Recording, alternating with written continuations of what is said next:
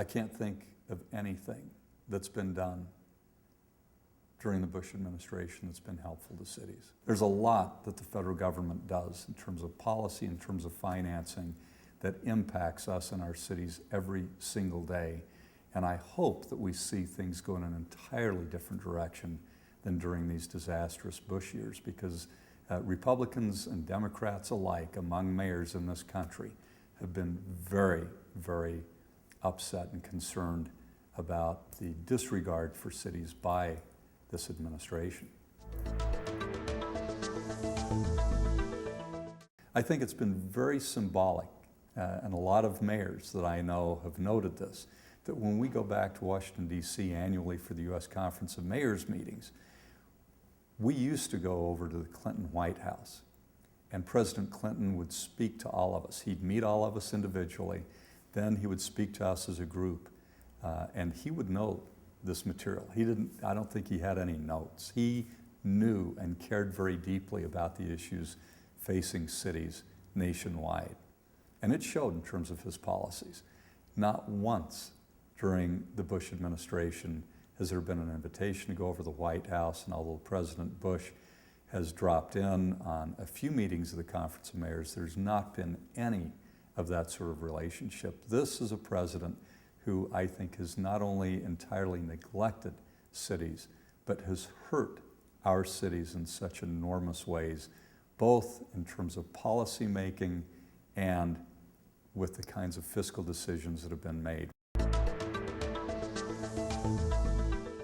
Immigration issues, which we in our cities are facing all the time. And the people in our cities, employers, immigrants, all of us are due a good, compassionate, reasoned response from our federal government. We need solutions. And we don't need more of this, I think, very cowardly demagoguery that's driven by the worst kind of politics about immigration. As a mayor, particularly, I've been very pleased to endorse Bill Richardson in his candidacy for President of the United States, because he understands the impacts we feel in cities, where 80% of Americans live, by what our federal government does. He knows what needs to be done on a federal level to make lives much better, to improve the quality of life, to make our cities safer, to make them healthier, both now and in the long term. Every presidential candidate should be explaining what they will do to help out our cities.